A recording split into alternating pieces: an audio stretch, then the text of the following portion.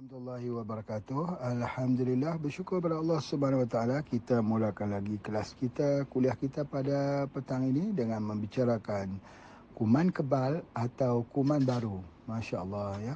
Kuman kebal itu apakah kuman baru? Yang Pak Haji nak masukkan di sini ialah kuman baru, ialah varian baru yang dikatakan daripada Afrika ataupun yang datang daripada negara India. Jadi pembincangan kita sangat menarik bahawa ada beberapa idea-idea yang Pak Haji nak bincangkan di sini, bahawa kadang-kadang kita kena melihat situasi lah. Bahawa kadang-kadang kita duduk bersendirian, duduk isolasi di dalam rumah bersendirian, itu kadang-kadang lebih baik ya daripada kita membuat karantin di tempat ramai. Kerana boleh jadi di tempat ramai itu, boleh jadi terdapat kuman-kuman kebal. Kuman-kuman kebal iaitu kuman-kuman yang telah pun bermutasi, yang telah beradaptasi mewujudkan sebuah resisten daripada semua jenis ubat-ubat. Jadi kuman-kuman kebal ini mungkin ya bagi mereka yang mempunyai ketahanan insya-Allah boleh, tapi bagi mereka yang tak mempunyai ketahanan, barangkali satu yang menakutkan, bahawa apabila saja kita tiba di suatu tempat yang ramai orang yang sakit yang sama, maka pada ketika itu terdedah lebih kuat lagi serangannya itu daripada ketika kita berada di tempat yang bersendirian. Jadi oleh sebab itu, maka apa yang Pak Haji nak sebutkan kat sini, bahawa memang wujud kuman kebal ini. Kuman kebal ini yang duduk di bilik-bilik yang telah disterilkan dengan alat-alat kimia dan bahan-bahan kimia, maka membentuk satu resisten yang sangat kuat. Jadi oleh sebab itu, maka ubat-ubat tak memberi kesan kepadanya. Ubat-ubatnya, maksudnya ubat kimia ya, diberikan tak beri kesan kepadanya dan tak banyak memberikan kesan. Itu kadang-kadang orang tu dibagi ubat, kadang-kadang lega demam dan dia jadi balik demam dan sebagainya. Dia tidak memberikan kesan yang efektif. Jadi cara dia ialah kita kena menukarkan bentuk. Menukar bentuk dalam arti kata mengubah daripada kuman itu berhadapan dengan ubat-ubat kimia yang dia sudah resisten, dengan cara menukarkannya dengan ubat-ubat daripada herba-herba, bahan aktif ataupun aktif ingredient yang terdapat di dalam herba. Di mana apabila kita membuat perubahan tersebut, ternyata sekali bahawa kuman itu boleh dimatikan. Sedikitlah, kalau boleh menyimpang sedikit, Pak Haji terangkan di sini. Cuba kita lihat satu video yang telah Pak Haji postkan tadi, ialah satu serangan virus yang berlaku pada pokok koko ya, di mana penggunaan kimia telah digunakan khususnya untuk mengatasi virus ini tidak mampu. Pokok yang berusia 25 tahun sudah tak mengeluarkan buah. Pak Haji menyaksikan sendiri bagaimana buah tu jadi hitam, gugur, dan kalau ada buah pun di dalamnya jadi keras dan sebagainya. Jadi tidak boleh digunakan. Ini berlaku bukan hanya 100,000 hektar ya, tetapi berlaku di beribu-ribu hektar di kawasan di Sulawesi. Jadi alhamdulillah ketika Pak Haji sampai ke sana, Pak Haji telah mencuba dengan menggunakan bagaimana kita jangan guna kimia, kita gunakan antivirus daripada herba. Alhamdulillah, daripada kajian yang dibuat dari satu tempat ke suatu tempat, alhamdulillah syukur dan berjaya. Dan berjaya bukan hanya sekadar berjaya, tetapi daripada pihak pemerintah di Sulawesi Tengah sini pun offer untuk pengurusan koko seluas 1,000 hektar ya, di satu kawasan di Luwuk Tengah. Jadi apa yang Pak Haji nak sampaikan ialah di sini kita melihat bahawa ada persamaan di sudut karakter tumbuh-tumbuhan. Mungkin ada orang kata itu tumbuh-tumbuhan, bukannya manusia. Ya, tidak mengapa. Itu kita ambil sebagai satu idea, sebagai satu filosofi. Sesuatu yang tak boleh dirawat dengan kimia, kemungkinan ubatnya ada di dalam herba. Jadi sebab apa? Bukan nak mengatakan bahawa kimia itu lemah, tidak juga. Nak mengatakan bahawa telah wujud kerana sekian lama penggunaannya itu telah membentuk resisten. Ya, di mana kuman-kuman atau virus itu telah membentuk satu resisten yang mana herba-herba menjadi di mana ubat-ubat kimia menjadi tidak berkesan.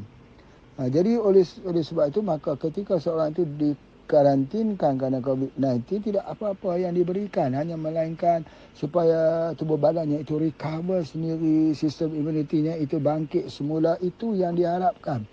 Maka kalau ada demam, dia bagi ubat demam, ya, kerana dia bagi antibiotik. Itu saja yang diberikan, dan akhirnya kalau tubuh itu berjaya, alhamdulillah. Tetapi berbeza dengan herba. Herba dia mempunyai properties di mana dia ada bahan terapeutik di dalamnya. Itu juga kita sebut sebagai herba, tumbuh-tumbuhan obat-obatan. Ialah herba yang mempunyai 1, 2 atau lebih bahan-bahan aktif yang dipercayai mempunyai kesan pengobatan bagi sesuatu penyakit. Jadi oleh sebab itu, maka apa yang Pak Ji lihat apabila setiap hari ya berlaku ini, dan kita lihat di mana di hospital juga makin penuh. Apa yang kita bimbang ialah kita kena mengambil tindakan prevention, pencegahan, supaya kita jangan sampai kita dibawa ke hospital. Bukan berartinya kita tidak mau pergi ke hospital, bukan. Tetapi kita cuba mengelakkan dengan langkah-langkah pencegahan ini, supaya kita jangan terdedah dengan kuman yang kebal, kuman-kuman yang kuat lagi. Kalau di rumah kita ada kuman juga, dia ditambah lagi pergi ke tempat-tempat yang begitu, maka kumannya akan makin bertambah. Alhamdulillah, kita harap bahawa steril yang digunakan itu, yang digunakan adalah untuk membunuh kuman itu, berjaya untuk membunuh kuman. Tetapi yang kita lihat bahawa dia tidak begitu berjaya kalau dilakukan dalam tempoh masa yang panjang. Kita sudah melalui 1 tahun. Kita sudah melalui satu proses pembunuhan kuman ini selama 1 tahun. Jadi dia sudah membentuk satu imun. Boleh jadi orang tu dia sihat ketika dia berada di rumahnya, dan kalau dia tidak mengawal kesihatannya, itu boleh jadi dia akan jadi semakin panik, semakin panik. Jadi apa yang Pak Ji nak sebutkan sini bukan berartinya kita nak menolak hospital, bukan. Itu mesti dibetulkan. Tetapi yang Pak Ji nak sebutkan ni ialah langkah-langkah pencegahan, prevention. Apa yang mesti kita buat bila kita rasa badan kita tidak sihat? Apa yang mesti kita buat? Juga sama seperti orang kata, kalau badan tak sihat, apa dia ambil dia punya jus, ambil dia punya sayur-sayuran, bagi lebih sedikit, antaranya. Herba pun dia punya macam tu juga. Bila kita tak sihat, apa yang mesti kita buat?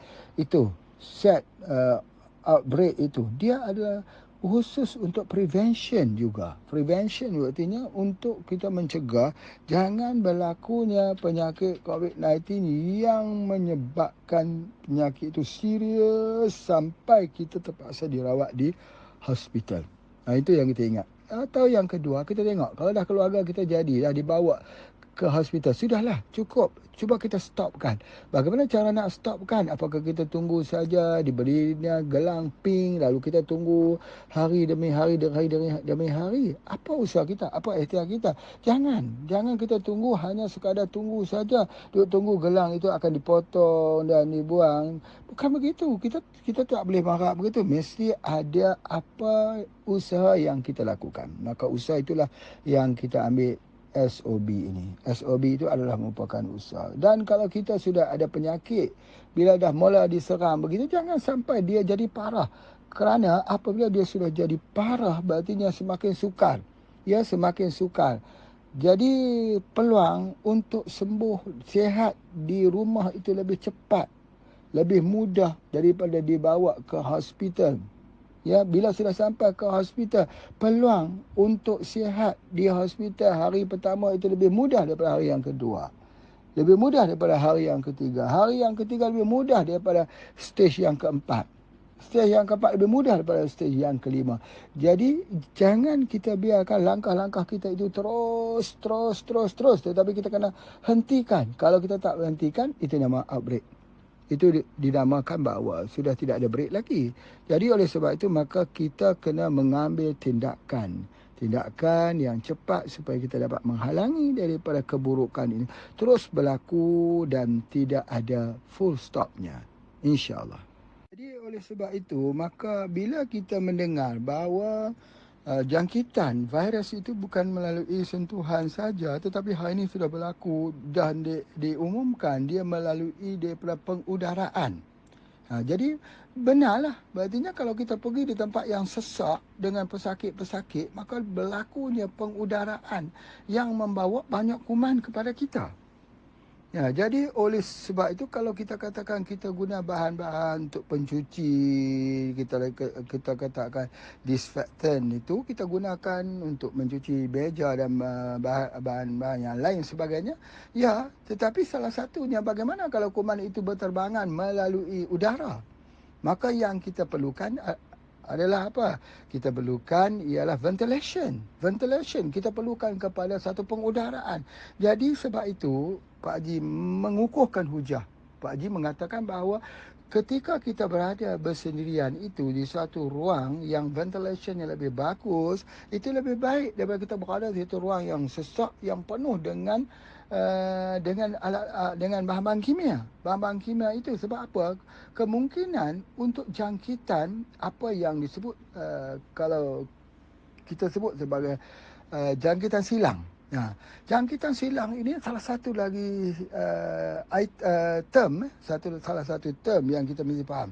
Jangkitan silang itu berartinya jangkitan daripada orang lain pergi kepada orang lain.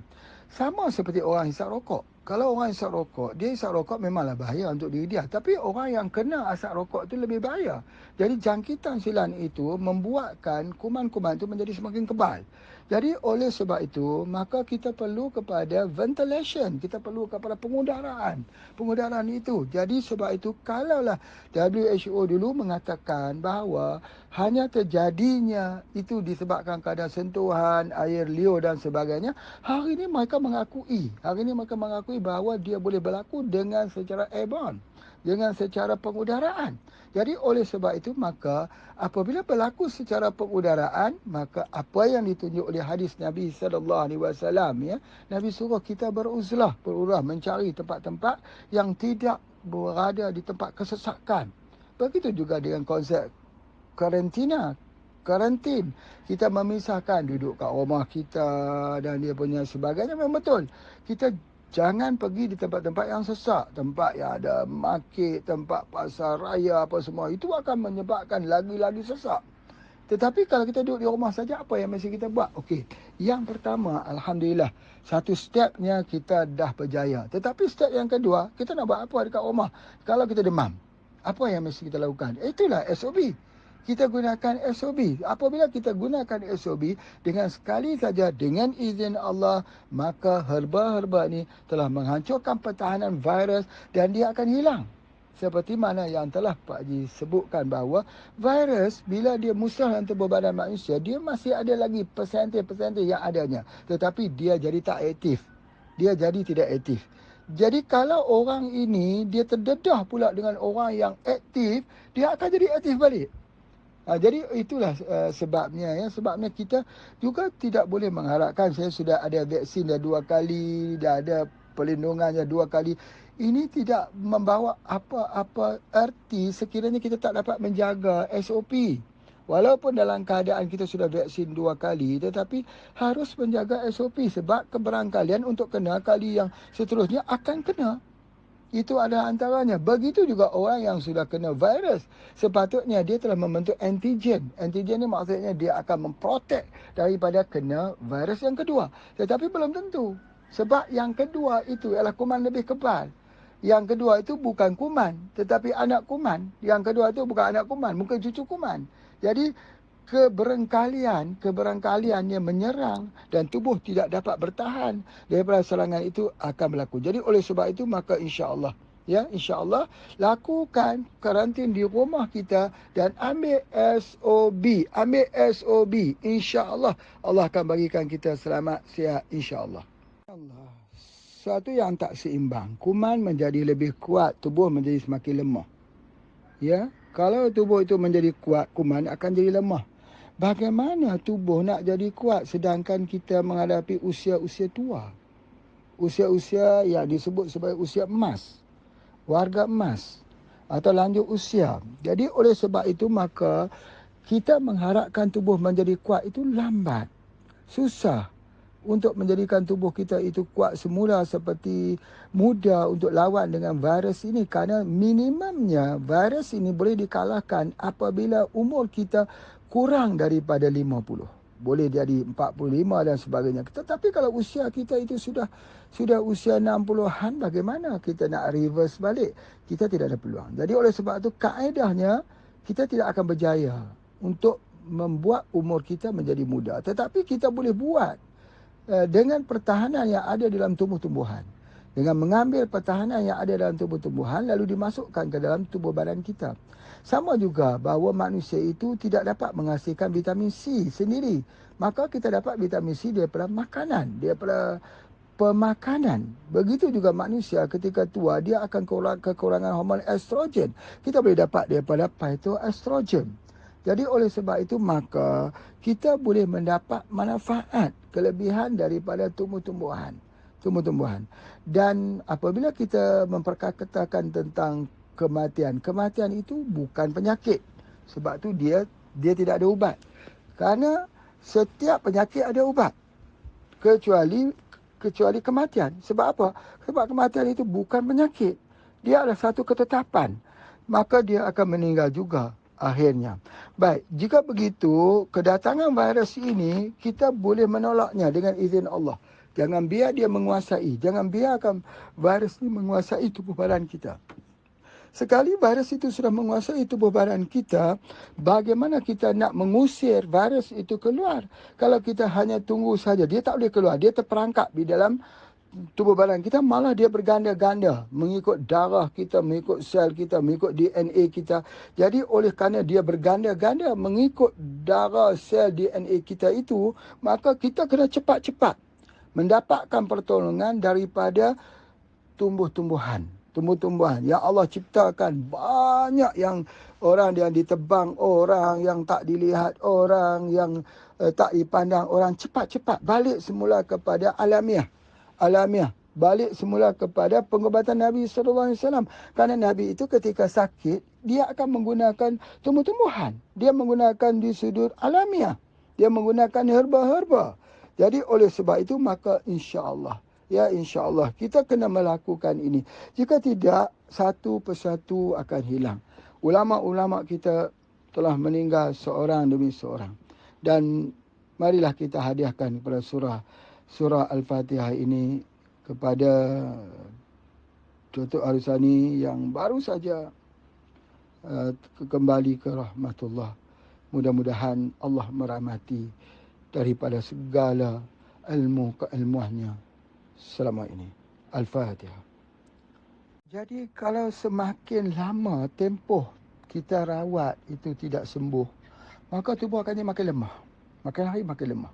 Jadi sebab itu dalam masa tempoh 3 hari saja, tubuh kena bangkit semula untuk mengalahkan virus tersebut. Jadi oleh sebab itulah maka apa yang Pak Ji nak sebut dekat sini, prevention itu lebih baik. Sebab apa? Kita cegah daripada dia jangan masuk beramai-ramai. Mungkin ada juga virus yang terlepas masuk, tetapi jumlah berapa banyak kuantiti virus yang ada. Kalaulah kita kata adalah seekor pun yang akan bermutasi mewujudkan virus kedua, yang ketiga, yang keempat, yang beranak cucu dan dia sebagainya. Tetapi oleh sebab itulah maka Allah bagi istimewa kepada herba ini. Dia mengandungi satu bahan yang apabila kita ambil dia tak jadi demam. Misalnya apa dia? Pokok tungkat ali. Cuba kita perhatikan. Kalau orang nak demam, minum kopi radik yang ada pokok tungkat ali itu. Radik artinya akar. Dia tidak jadi demam. Sebab apa? Padahal dia nak demam dah tu. Sangat-sangat nak demam dah. Ya begitulah ketika virus mula menyerang, dia dah mula tak sedap badan dah. Panasnya, tak kebahnya, sakit kepalanya, batuknya. Dia dah mula bagi isyarat-isyarat dah. Isyarat ini duduk dalam keadaan 3 atau 4 hari. Di masa 3-4 hari inilah kita mengambil satu tindakan yang cepat untuk membunuh virus-virus ini.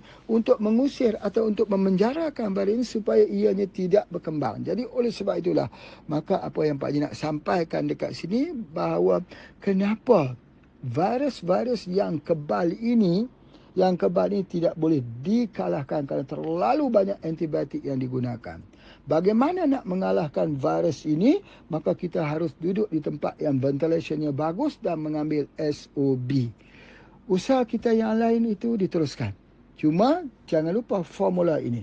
Baik, bagaimana kalau kita berhadapan pula dengan virus yang baru yang dikatakan boleh bertebaran, virus daripada yang datang daripada Afrika ataupun yang datang daripada Afrika dan juga daripada India. Itu pun sama juga. Teknik menghadapinya ataupun teknik herba yang kita nak gunakan, teknik cara gunakan, kalau virus itu makin kuat, kita kena goncang. Goncang dalam air, vibration, vibrate. Bila kita goncang di dalam air, dia akan melahirkan zarah, satu kekuatan. Kita tahu bahawa molekul-molekul air itu sentiasa bergerak dengan cara rawak. Begitu juga dengan herba. Jadi pergabungan dengan goncangan itu, vibration itu, surah Az-Zalzalah itu mengeluarkan zarah. Zarah itulah yang bertindak untuk memutuskan rantaian semua virus yang ada dengan izin Allah. Jadi oleh sebab itu kaedah kita menggunakannya itu penting. Kaedah cara menggunakannya. Jadi kesimpulannya, kalau ada virus yang baru yang lebih kuat, maka kaedah goncang itu adalah lebih baik kita gunakan. Masuk satu kapsul ataupun dua kapsul ke dalam air, bukan air panas, air biasa saja, tapi goncang, insya-Allah sembuh dengan izin Allah. Baik, terima kasih kepada semua yang telah mengikuti kuliah bersama dengan Pak Haji pada petang ini. Kita doakan semua sihat. Ya, harap faham-fahamlah. Telitilah apa yang Pak disebutkan ini. Kita doa kepada Allah Subhanahu Wa Taala merahmati kita bersama semua. Assalamualaikum warahmatullahi wabarakatuh.